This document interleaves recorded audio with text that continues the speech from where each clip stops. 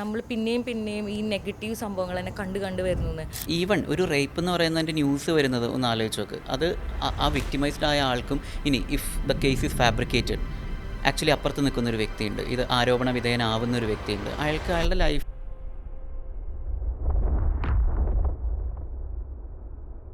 Hi all, welcome to finding ikigai. Ashwin, ഇന്നത്തെ നമ്മുടെ ഒരു ടോപ്പിക് എന്ന് പറയുന്നത് അൺകംഫർട്ടബിൾ മെമ്മറീസ് ആണ്. എല്ലാവർക്കും നമ്മുടെ ലൈഫിൽ എല്ലാവർക്കും ഉണ്ടാവും അൺകംഫർട്ടബിൾ ആയിട്ടുള്ള മെമ്മറീസ്. ചിലപ്പോൾ ഒരു ഇൻസിഡൻ്റ് ആയിരിക്കും, ചിലപ്പോൾ ചില വ്യക്തികളായിരിക്കും, ചിലപ്പോൾ മറക്കാൻ പറ്റാത്ത ഒരാൾ പറഞ്ഞ എന്തെങ്കിലും വാക്കായിരിക്കും, അങ്ങനെ എന്ത് വേണേലും പറയാമല്ലോ. ഇപ്പോൾ അൺകംഫർട്ടബിൾ മെമ്മറീസ് എന്ന് പറയുമ്പോൾ നമ്മൾ ശരിക്കും പറഞ്ഞാൽ കോൺഷ്യസ് മൈൻഡിനോട് നമ്മൾ പറയും ഇത് ഓർക്കണ്ട, അത് ഓർക്കേ വേണ്ട, അത് മറന്ന് കളഞ്ഞേക്കുന്നൊക്കെ ആയിരിക്കും നമ്മൾ വിചാരിക്കുന്നത്. പക്ഷേ സബ് കോൺഷ്യസ് മൈൻഡ് അത് നല്ല ഓർമ്മയുണ്ടാവും. നമ്മളെ ചിലപ്പോൾ വർഷങ്ങളോളം എടുക്കും ഈ ഒരു മെമ്മറി മറന്ന് കളയാനായിട്ട്. ഇപ്പോൾ ചിലരൊക്കെ ഇൻ്റർവ്യൂവിലൊക്കെ പറയണ കേട്ടിട്ടില്ല, ഇങ്ങനെ ഫാദർ മരിച്ചത് ഇപ്പോഴും ഒരു വേദനയാണ്, അല്ലെങ്കിൽ അത് മറക്കാൻ ഇത്രയും കാലം കഴിഞ്ഞിട്ടും പറ്റുന്നില്ല. അത് മാത്രമല്ല, ഇപ്പോൾ വ്യക്തികൾ മാത്രമല്ല, ചിലപ്പോൾ ഇൻസിഡൻറ്റ് ഉണ്ടാവും, സർക്കംസ്റ്റൻസസ് ഉണ്ടാവും. അപ്പോൾ ഇപ്പോൾ ഇംഗ്ലീഷിൽ തന്നെ ഒരു ടേം ഉണ്ട്, lives for rent free in head എന്ന് പറഞ്ഞിട്ട്. അതായത് നമ്മുടെ തലയ്ക്കകത്ത് റെൻറ്റ് ഫ്രീ ആയിട്ട് ഈ വ്യക്തിയോ അല്ലെങ്കിൽ അവർ പറഞ്ഞൊരു വാക്കോ ഇൻസിഡൻറ്റോ ഇങ്ങനെ താമസിക്കുകയായിരിക്കും. റെൻ്റ് ഒന്നും കൊടുക്കണ്ട, അവിടെ ഇങ്ങനെ നിൽക്കും. നമ്മളിത് ഓർക്കണ്ടെന്ന് വിചാരിക്കുമ്പോൾ ബൾബ് പോലെ നമ്മുടെ തലയ്ക്കകത്ത് ഇങ്ങനെ കത്തും. അപ്പോൾ അങ്ങനെ ഒരു അൺകംഫർട്ടബിൾ ആയിട്ടുള്ള മെമ്മറി എത്ര ഉണ്ടെന്ന് വേണമെങ്കിൽ ചോദിക്കാം അല്ലേ? ഒരെണ്ണമല്ല, ഇഷ്ടം പോലെ ഉണ്ടാവില്ലേ? അപ്പോൾ അതൊരെണ്ണം പറയാം. ഇത് ശരിക്കും പറഞ്ഞു കഴിഞ്ഞാൽ ഭയങ്കര ഡീപ്പ് ടോപ്പിക്കാണ്. കാര്യം ഇതിൻ്റെ പല ഡയമെൻഷൻസ് ആൾക്കാർ സംസാരിക്കാറുണ്ട്. നമുക്കിപ്പം ഈ പറഞ്ഞ പോലെ ഒരു ഫ്രണ്ട്ലി ഇൻറ്റിമേറ്റ് സർക്കിളിലാണെന്നുണ്ടെങ്കിലും അല്ലാതെ ഒരു സോഷ്യൽ പ്ലാറ്റ്ഫോമിലൊക്കെ ഇഷ്ടംപോലെ സംസാരിക്കുന്നത്. എനിക്ക് തോന്നിയിട്ടുള്ളത് ഇപ്പോൾ ചിന്നു പറഞ്ഞാൽ ഒരു പോയിൻറ്റ്, ഈ വാക്കുകളുണ്ടല്ലോ അത് ഭയങ്കര ഇമ്പോർട്ടൻ്റാണ്. അതായത് പല സമയത്തും ഇപ്പോൾ മനുഷ്യർ ഫിസിക്കലി ഹേർട്ട് ചെയ്യുന്ന കാലമാണ്, നമ്മളതിൻ്റെ നിയമങ്ങളും നിയമക്കുരുക്കുകളൊക്കെ പറഞ്ഞുകൊണ്ടിരിക്കുന്നൊരു ടൈമാണ്. പക്ഷേ ചില ആൾക്കാർ പറഞ്ഞിട്ട് പോകുന്നൊരു വേർഡ്, അതും കൊണ്ട് ജീവിതം മുഴുവനും ജീവിക്കുന്ന മനുഷ്യന്മാരുണ്ട് നമ്മുടെ ഇടയിൽ. കാരണം എന്താണെന്ന് വെച്ചാൽ അത് ഒരു ട്രോമയോ ഒരു വേദനയോ എന്താണെന്ന് പോലും ചിലപ്പോൾ തിരിച്ചറിയാൻ പറ്റുന്നുണ്ടാവില്ല, അതിൻ്റെ പേരിൽ കിട്ടിയത് എന്താണെന്നുള്ളത്. അപ്പോൾ ആ ഒരു വാക്കിൻ്റെ പേരിൽ ലൈഫ് മുഴുവൻ പോയ ആളുകൾ. നേരത്തെ പറഞ്ഞ ആ ഒരു പോയിൻ്റ് പോലെ ആ വാക്കും അത് തന്നിട്ട് പോയ വ്യക്തിയും ഒക്കെ നമ്മുടെ തലയിൽ ആയുഷ്കാലം മുഴുവനും ജീവിച്ചുകൊണ്ടിരിക്കും. എന്നെ സംബന്ധിച്ച് പറയുകയാണെന്നുണ്ടെങ്കിൽ ഞാനൊരു 8ൽ പഠിക്കുന്ന സമയത്ത്, അപ്പം ഞാൻ തൃശ്ശൂർ CMS സ്കൂളിലാണ് പഠിച്ചത്. അന്ന് അവിടുത്തെ പ്രിൻസിപ്പാളായിട്ടുള്ള സാറുണ്ട്. സാറ് പൊതുവേ ലൈറ്റ് ഹാർട്ടഡാണ്, വലിയ കുഴപ്പമൊന്നുമില്ല. പക്ഷേ ചില സമയത്തുള്ള ഒരു കൈൻഡ് ഓഫ് ആളുടെ ബിഹേവിയർ നമുക്ക് ഒട്ടും പറ്റില്ല. അപ്പോൾ അങ്ങനെ ഞങ്ങൾ ക്ലാസ്സിൽ കുറച്ച് പേര് ഒരുമിച്ച് ഒരു പത്രം തുടങ്ങാം. അന്ന് ഭയങ്കര ഈ ജേർണലിസം പഠിക്കണമെന്ന് ഭയങ്കര ആഗ്രഹമായിരുന്നു. അപ്പോൾ അങ്ങനെ ഒരു പത്രം തുടങ്ങാം എന്നുള്ള സെറ്റപ്പിലൊക്കെ ഇങ്ങനെ കാര്യങ്ങളൊക്കെ ചെയ്തു വന്ന് മാഷിനോട് അനുവാദം ചോദിക്കാൻ വേണ്ടി പോവുക. അപ്പോൾ മാഷിൻ്റെ ഒരു ചെറിയ ആർട്ടിക്കിൾ വേണമെന്ന് പറഞ്ഞ് പോയി. മാഷ് ആർട്ടിക്കിളൊക്കെ എഴുതി തന്നിട്ട് പുള്ളി ചോദിച്ചു, ആരാ ഇതിൻ്റെ എഡിറ്റർ എന്ന് ചോദിച്ചു. ഞാനും എൻ്റെ ഒരു ഫ്രണ്ടുമാണ്, ഞങ്ങൾ രണ്ടുപേരുമാണെന്ന് പറഞ്ഞു. അശ്വിനാണോ എഡിറ്റർ? നീ എന്താ ജേർണലിസമൊക്കെ ചെയ്യുമോ? എനിക്ക് താല്പര്യമുണ്ട്. എവിടെ എത്താൻ എന്ന് ചോദിച്ചു. പുള്ളി അത് ചോദിച്ചു, പുള്ളി ചിരിച്ചു, അത് കഴിഞ്ഞു. പക്ഷേ ആക്ച്വലി ഞാനിപ്പോഴും മീഡിയ ഫീൽഡിലല്ല പ്രോപ്പർലി വർക്ക് ചെയ്യുന്നത്. ഞാനിപ്പം ഒരു ടീച്ചറാണ്. എന്നാൽ പോലും it horns me like anything. അത് ബാക്കിയുള്ളവർക്ക് കേൾക്കുമ്പോൾ അങ്ങനെ ഒരു ചോദ്യമല്ല, അത് അപ്പം മറന്നു കളഞ്ഞൂടെ നമുക്ക് തോന്നും. പക്ഷേ correct, sometimes it's like I think നിനക്കും ഉണ്ടായിട്ടുണ്ടാവും, ലൈക്ക് ഇതിൻ്റെയൊക്കെ വേറെ തരത്തിലുള്ള ഡയമെൻഷൻസ് ഉണ്ട്. പറഞ്ഞ പോലെ അൺകംഫർട്ടബിൾ മെമ്മറീസ് എന്ന് പറയുന്നത് ഈ പറഞ്ഞ പോലെ ഭയങ്കര ഡയമെൻഷനുള്ള ഒരു ടോപ്പിക്കാണ്. പല തരത്തിലാണ്.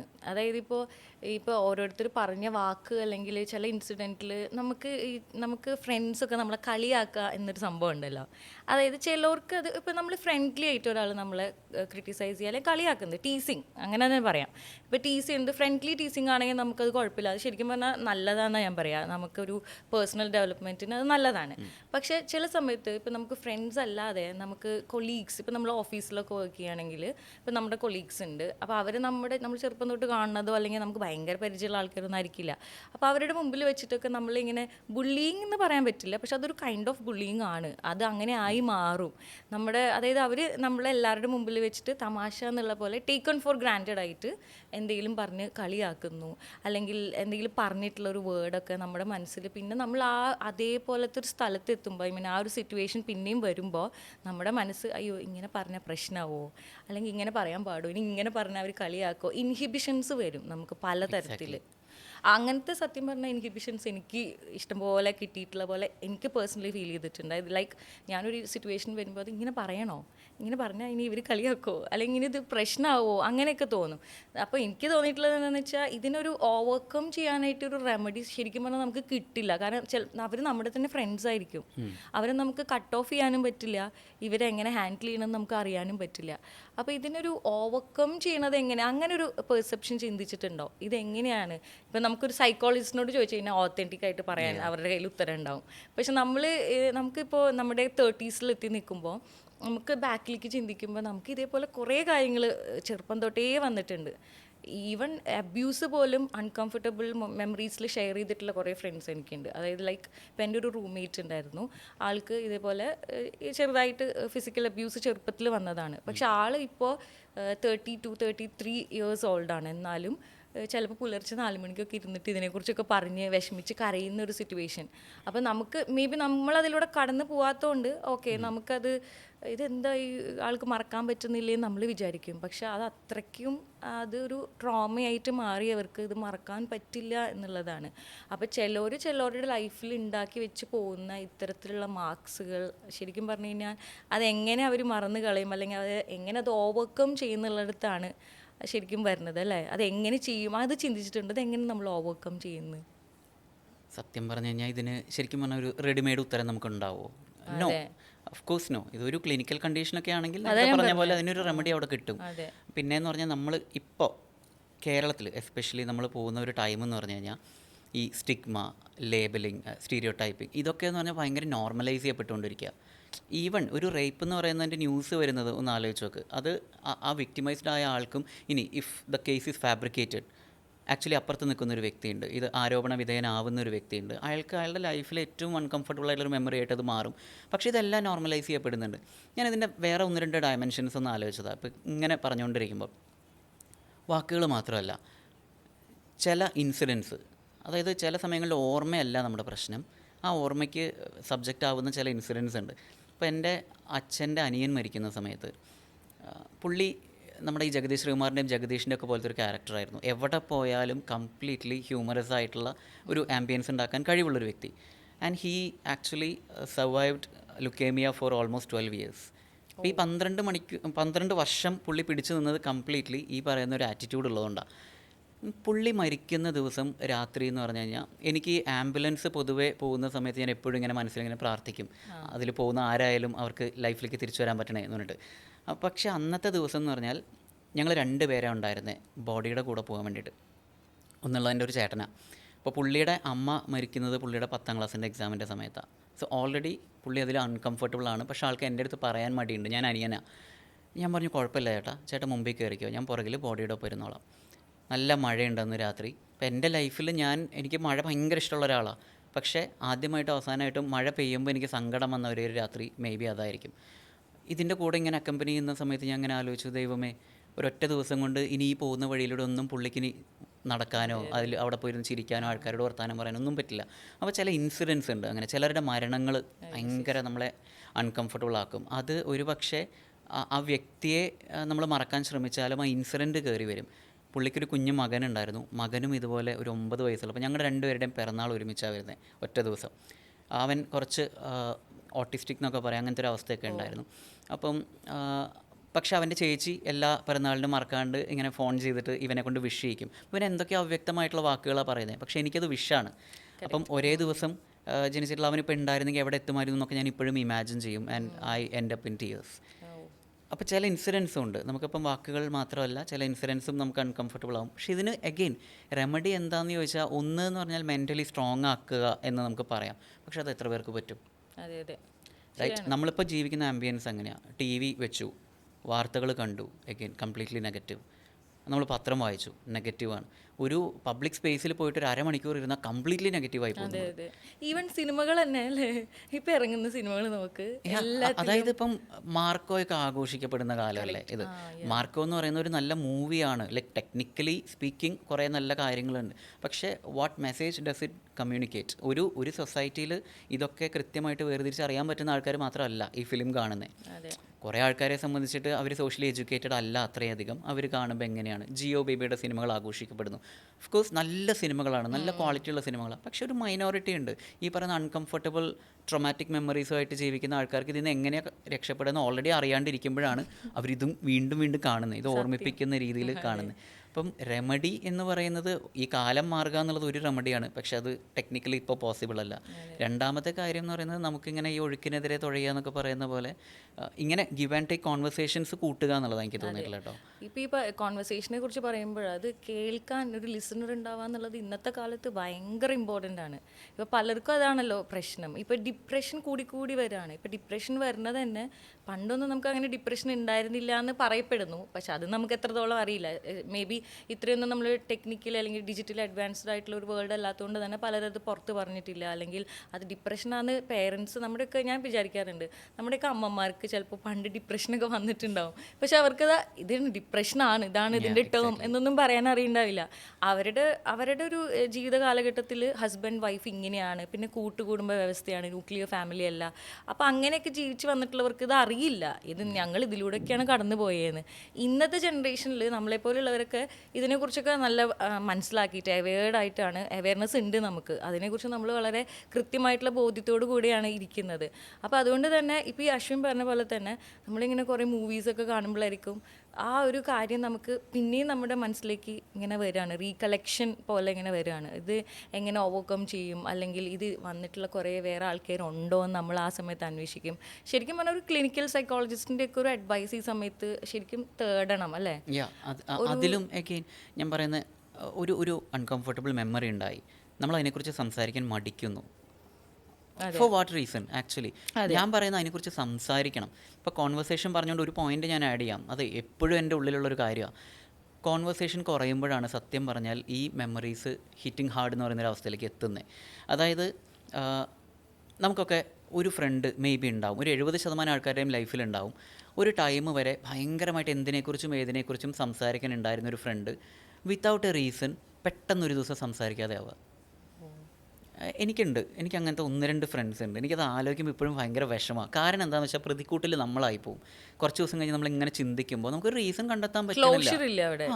അപ്പോൾ അത് എന്ത് റിലേഷനും ഒരു ക്ലോഷർ വേണമല്ലോ, if it is to stop. അപ്പോൾ അതില്ലാതെ അയാൾ ആ ലൈഫിൽ നിന്ന് അങ്ങ് ഇറങ്ങി പോകുമ്പോൾ കുറച്ച് കഴിഞ്ഞ് ചിന്തിക്കുമ്പോൾ എന്താ വെച്ചാൽ നമുക്ക് തന്നെ തോന്നും റീസൺ അയാൾ പറയാത്തിടത്തോളം നമ്മൾ തന്നെയായിരിക്കും റീസൺ. പിന്നെ അതിങ്ങനെ ഉള്ളിൽ കിടക്കും. അപ്പോൾ ഞാൻ പറയുന്നത് ആ കോൺവെർസേഷൻ ഉണ്ടായിരിക്കുക എന്ന് പറയുന്നത് ഭയങ്കര ഇമ്പോർട്ടൻ്റാണ്. നമ്മൾ ട്രോമകളെക്കുറിച്ച് സംസാരിക്കണം. ഈവൻ ഞാൻ പറയുന്നത് ഇപ്പോഴത്തെ ജനറേഷനിൽ പെൺകുട്ടികളിൽ ഒരുപാട് പേർക്ക് ഇപ്പോഴും പീരീഡ്സ് എന്ന് പറയുന്നത് അവരുടെ ട്രോമയാണ്. അത് ആക്ച്വലി അവരുടെ കുഴപ്പമല്ലല്ലോ, നമ്മളടങ്ങുന്ന ആണും പെണ്ണും ചേർന്നുള്ള സമൂഹം ഏർപ്പെടുത്തുന്ന ഒരു അവസ്ഥയാണ്. അത് ആദ്യമായിട്ട് പീരീഡ്സ് ആകുമ്പോൾ അയ്യേ ഇതെന്താ എന്ന് അവർ ചിന്തിക്കുമ്പം അങ്ങനെയൊന്നുമില്ല മോളെ, അത് കുഴപ്പമൊന്നുമില്ല എന്ന് ഒരു ചേട്ടന് പോലും പറഞ്ഞു കൊടുക്കാൻ പറ്റണം. ഈ സൊസൈറ്റി ഇപ്പോഴും പറഞ്ഞു കൊടുക്കുന്ന ആൾക്കാരെ അൺകംഫർട്ടബിൾ ആക്കാതിരിക്കേണ്ട ഒരു ചുമതല എന്ന് പറയുന്നത് സ്ത്രീകൾക്കാണ്. എനിക്ക് പേഴ്സണലി ഫീൽ ചെയ്യുന്നത് ഇപ്പോൾ ഈവൻ നമ്മളിപ്പോൾ ഇങ്ങനെ ഒരു പോഡ്കാസ്റ്റ് ഇൻ്റർവ്യൂവിൽ നമുക്കത് പറയാൻ പറ്റുന്നുണ്ട്. ഇപ്പോൾ കുറച്ച് മുമ്പൊക്കെ ആണെങ്കിൽ ഒരു 10 വർഷം മുമ്പാണെങ്കിൽ ഇതിനെക്കുറിച്ച് പറഞ്ഞു കഴിഞ്ഞാൽ ചിലപ്പോൾ ഇതിൻ്റെ താഴെ വരുന്ന കമൻറ്റുകളൊക്കെ എങ്ങനെയായിരിക്കും എന്ന് ആലോചിച്ച് നോക്കിയേ. ഇപ്പോൾ ഈവൻ നമ്മൾ അതിനെക്കുറിച്ച് തുറന്ന് സംസാരിക്കുന്നുണ്ട്, അല്ലെങ്കിൽ ഇപ്പോൾ എല്ലാവർക്കും അറിയാം. ഇപ്പോൾ ചൈൽഡ്ഹുഡിൽ തന്നെ അങ്ങനത്തെ എഡ്യൂക്കേഷനൊക്കെ കൊടുക്കുന്നുണ്ട് സ്കൂളിലൊക്കെ. ഇപ്പോൾ എനിക്ക് തോന്നുന്നു ബോയ്സ് കുറച്ചും കൂടെ ഒക്കെ ആ ഒരു കാര്യത്തിലൊക്കെ റെസ്പോൺസിബിളായിട്ട് വരുന്നുണ്ട്. അതിന് എനിക്ക് ഈ ജനറേഷനിലെ കുട്ടികൾ എനിക്ക് തോന്നുന്നത് ബെസ്റ്റാണ്. വലിയ കുഴപ്പമില്ല, അവർ അണ്ടർസ്റ്റാൻഡ് ചെയ്തിട്ടാണ് മുന്നോട്ട് പോകുന്നത്. ഇങ്ങനെ ഇപ്പം നമ്മുടെ വീട്ടിലൊരു അമ്മയുണ്ട് അല്ലെങ്കിൽ സിസ്റ്റർ ഉണ്ട്, അപ്പം നമ്മുടെ ഫ്രണ്ട് അതുപോലെ തന്നെയാണ്, അതുപോലെ ഒരു കെയർ കൊടുക്കണം, അല്ലെങ്കിൽ ഇങ്ങനെ ഒരു ബയോളജിക്കലി ഇങ്ങനെയാണ് എന്നൊക്കെയുള്ള ഒരു ഗിവ് ആൻഡ് ടേക്ക് അവരുടെ മനസ്സിൽ തന്നെയുണ്ട്. നമ്മൾ റെസ്പോൺസിബിൾ ആണ് എന്നുള്ളൊരു രീതിയിൽ. പക്ഷേ ഇപ്പോൾ നേരത്തെ അശ്വിൻ പറഞ്ഞില്ലേ നമ്മൾ പിന്നെയും ഈ നെഗറ്റീവ് സംഭവങ്ങൾ തന്നെ കണ്ടു വരുന്നു. അത് പറഞ്ഞപ്പോൾ തന്നെ ഓർത്തെ, പണ്ട് സ്കൂളിൽ പഠിച്ചിട്ടുള്ളതാണ് APJ അബ്ദുൽ കലാം പറഞ്ഞിട്ടുള്ളത്. ലൈക്ക് നമ്മൾ ഒരിക്കലും ഒരു ന്യൂസ് പേപ്പറിൻ്റെ ഫ്രണ്ട് പേജിൽ നെഗറ്റീവ് കൊടുക്കരുത് എന്നാണ് അദ്ദേഹം പറഞ്ഞിട്ടുള്ളത്. നമ്മൾ നെഗറ്റീവ് കണ്ടു കഴിഞ്ഞാൽ അതൊരു നല്ല ഒരു ജനറേഷനെ അല്ല അത് വാർത്തെടുക്കുക എന്ന് പറഞ്ഞത് ഇപ്പോൾ ഓർക്കുന്നു. ഇത് എത്ര കാലം മുന്നേ പഠിച്ചതെന്ന് എനിക്ക് ഓർമ്മയില്ല, പണ്ട് +2 മറ്റോ പഠിച്ചതാണെന്ന് തോന്നുന്നുണ്ട്. പക്ഷെ അതൊരു കറക്റ്റ് അല്ലേ. ഇപ്പം നമ്മളിപ്പോൾ ന്യൂസ് പേപ്പർ എടുത്തു, അതിൽ എന്തൊക്കെ ഉണ്ടാവും, ഈവൻ എനിക്ക് പറയാൻ തന്നെ ബുദ്ധിമുട്ട്, അതുപോലത്തെ ന്യൂസുകളായിരിക്കും. ഇപ്പം നമ്മൾ ഈ കാലത്ത് ഇങ്ങോട്ട് വന്നപ്പോൾ തന്നെ നമ്മൾ കണ്ടിട്ട് വരുന്ന ന്യൂസ് തന്നെ എന്താണ്, ഇപ്പം ഞാൻ ഇന്ന് വന്നപ്പോൾ കണ്ട ഒരു ന്യൂസാണ്. 9ാം ക്ലാസ്സിൽ മറ്റോ പഠിക്കുന്ന ഒരു പെങ്കൊച്ച്, അതിനെ 17 വയസ്സുള്ള ഒരു വേറൊരു ബോയ് ഈ പറഞ്ഞ പോലെ അബ്യൂസ് ചെയ്യാനായിട്ട് നോക്കിയപ്പോൾ ഈ കുട്ടിയുടെ ഫാദർ അത് കണ്ടെത്തി ഈ ബോയിനെ പോലീസിൽ ഏൽപ്പിച്ചു. അപ്പോൾ പോലീസ് കൗണ്ടർ കേസ് ഇട്ടു ഈ പിതാവിനെതിരെ. കൗണ്ടർ കേസ് ഇട്ടിട്ട് അറസ്റ്റ് ചെയ്തു. അപ്പോൾ അവർക്ക് എന്നിട്ട് ജാമ്യം കിട്ടാനായിട്ടുള്ള കാര്യങ്ങളും ഈ 17 വയസ്സുള്ള ബോയിനെ രക്ഷിക്കാൻ വേണ്ടിയിട്ട് 5 ലക്ഷമാണ് അവർ വാഗ്ദാനം ചെയ്തത്. ഒന്ന് ആലോചിച്ച് നോക്കുക, നമ്മളിത് ന്യൂസ് കാണുന്നു, നമ്മളെല്ലാവരും സിമ്പത്തൈസ് ചെയ്യുന്നു, അയ്യോ അങ്ങനെ പറ്റി, അതെന്താണ് അയാൾ അങ്ങനെ ചെയ്തത്. ആ പെങ്കൊച്ചിൻ്റെ മനസ്സിനെ കുറിച്ച് നമ്മൾ ആരെങ്കിലും ചിന്തിക്കുന്നുണ്ടോ? ആ കുട്ടിയുടെ മനസ്സിൽ നിന്ന് അത് പോവാൻ എത്ര കാലം എടുക്കും? അത് ഇങ്ങനെ ഒരു ട്രോമയായിട്ട് കിടക്കും. അത് മാത്രമോ, അത് അനുഭവിച്ച വിക്ടിമിൻ്റെ പേരൻസ് ആണ് ഇപ്പോൾ അതിൻ്റെ പിന്നാലെ നടക്കുന്നത്. അവർക്കെതിരെയാണ് കേസ്. ഒന്ന് ആലോചിച്ച് നോക്ക്. അത് സ്പേസുകൾ ഉണ്ടാക്കിയെടുക്കണം. എനിക്ക് തോന്നിയിട്ടുള്ളൊരു കാര്യം അതാണ്. ഈ പറഞ്ഞ പോലെ അൺഫോർഗറ്റബിൾ മെമ്മറീസും ഉണ്ട്, അൺകംഫർട്ടബിൾ മെമ്മറീസും ഉണ്ട്. പറയുന്ന 2 കാര്യങ്ങളെക്കുറിച്ച് നമുക്ക് സംസാരിക്കാനുള്ള സ്പേസുകൾ ഉണ്ടാവണം. അങ്ങനത്തെ ലിസണിങ് സർക്കിൾസ് ഉണ്ടാവണം. ഇപ്പം നോർത്ത് ഇന്ത്യയിലും അല്ലെങ്കിൽ ഇപ്പോൾ പോട്ടെ വെസ്റ്റേൺ കൺട്രീസിലൊക്കെ ഇതിപ്പം ഒരു പാർട്ട് ഓഫ് ലൈഫാണ് ലിസണിങ് സർക്കിൾസ് എന്ന് പറയുന്നത്. കാരണം അവിടെ എനിക്കിപ്പോൾ ഓർമ്മ വരുന്നത് നമ്മുടെ ജോൺ ഗ്രീൻ്റെ the fault in our stars, അത് സിനിമയായിട്ടാണ് ഏറ്റവും കൂടുതൽ ആൾക്കാർ കണ്ടിട്ടുള്ളത്. പക്ഷെ ആ ബുക്കിൽ പറയുന്ന ഒരു കോൺസെപ്റ്റ് ഉണ്ട്. നമുക്ക് എന്തെങ്കിലും ഒരു ഡിപ്രഷൻ ഉണ്ടെങ്കിൽ അല്ലെങ്കിൽ ഇങ്ങനെ ഒരു മാറാ രോഗമൊക്കെ ഉണ്ടെങ്കിൽ അതുള്ള കുറേ ആൾക്കാരെ നമ്മൾ ഒരുമിച്ച് ചേർക്കുക, എന്നിട്ടിരുന്ന് അതിനെക്കുറിച്ച് സംസാരിക്കുക. അപ്പോൾ ഞാൻ മരിക്കാൻ പോവുകയാണെന്നുള്ളതാണ് എൻ്റെയും സങ്കടം, ചിന്നുവിൻ്റെ സങ്കടവും, ഞാൻ മരിക്കാൻ പോവുകയാണ്. 2 റീസൺസ് ആയിരിക്കും, മേ ബി 2 അസുഖങ്ങളായിരിക്കും. പക്ഷേ ഇതിനെക്കുറിച്ച് നമ്മൾ ഈ ഗ്രീഫ് ഷെയർ ചെയ്യണം. ഒരു ലാമൻറ്റ് അവന്യൂ എന്നൊക്കെ പറയുന്ന ഒരു കോൺസെപ്റ്റിലേക്ക് നമ്മൾ എത്തിക്കണം. അതായത് ഒരു kind of passionate expression of grief. അതിനെക്കുറിച്ച് നമുക്ക് സംസാരിക്കാനായിട്ട് സർക്കിൾസ് ഉണ്ടാക്കിയെടുക്കുക. എന്നിട്ട് അപ്പം എന്താ വെച്ചാൽ പതുക്കെ ഈ മീഡിയയിലൊക്കെ ഈ നെഗറ്റീവ് ന്യൂസ് കൊടുക്കാൻ പറ്റാത്തൊരവസ്ഥയിലേക്ക് എത്തും. കാരണം അത് ആക്സെപ്റ്റ് ചെയ്യാൻ ആൾക്കാർ കുറയും. ഞങ്ങൾക്കിത് വേണ്ട, ഞങ്ങൾക്ക് വേണ്ടത് ഞങ്ങളുടെ പ്രശ്നങ്ങളെക്കുറിച്ച് ഞങ്ങളുടെ വേദനകളെക്കുറിച്ച് സംസാരിക്കാനാണ്. അത് കേൾക്കുമ്പോൾ നിങ്ങൾക്ക് ബോറടിക്കുന്നുണ്ടെങ്കിൽ ദാറ്റ്സ് യുവർ പ്രോബ്ലം എന്ന് പറയുന്ന ബ്രീഫായിട്ട് പറയുന്ന എംപത്തറ്റിക് ആയിട്ടുള്ള ഒരു കമ്മ്യൂണിറ്റിയിൽ നമ്മൾ പോയി പെടുക എന്നുള്ളത് അല്ലേ. അതായത് ലിസൺ ചെയ്യാൻ പറ്റുന്ന, അല്ലെങ്കിൽ നമ്മൾ വിഷമിക്കുന്നുണ്ടെങ്കിൽ ആ വിഷമിക്കുന്നതിൻ്റെ റീസൺ, അത് നിങ്ങൾ വിഷമിച്ചോ, അത് കറക്റ്റാണ്, അതിന് വിഷമം വരും എന്ന് പറയാൻ ലിസൺ ചെയ്തിട്ട് നമുക്കതിനൊരു പ്രാക്ടിക്കൽ സൊല്യൂഷൻ കൊടുക്കാൻ പറ്റിയാൽ അത് അത്രയും നല്ലത്. അല്ലെങ്കിൽ തന്നെ നമ്മൾ കൂടെ നിൽക്കുക, ചേർന്ന് നിൽക്കുക. കാരണം ഈ ചേർന്ന് നിൽക്കുമ്പോഴുള്ളൊരു ഇത് എന്താണെന്ന് വെച്ച് കഴിഞ്ഞാൽ ഞാൻ ഒറ്റയ്ക്കല്ല എന്നൊരു തോന്നൽ എത്രയാണെങ്കിലും അവരുടെ മനസ്സിൽ വരും അല്ലേ. ഞാൻ ഒറ്റയ്ക്കല്ല, എന്നെ കേൾക്കാൻ ഒരാളുണ്ട്. അല്ലെങ്കിൽ ഇപ്പോൾ എന്താ പറയുക, ഇന്നത്തെ കാലഘട്ടത്തിൽ ഇപ്പോൾ പണ്ടൊക്കെ എന്ന് പറഞ്ഞു കഴിഞ്ഞാൽ ഒരു ചെറിയ അബ്യൂസ് ഉണ്ടായാലോ, അത് ഇപ്പം ഞാൻ ഈ മീ ടു ക്യാമ്പയിനിലേക്കാണ് വരുന്നത്. അതായത് ആരും ഇത് പറഞ്ഞിരുന്നില്ല.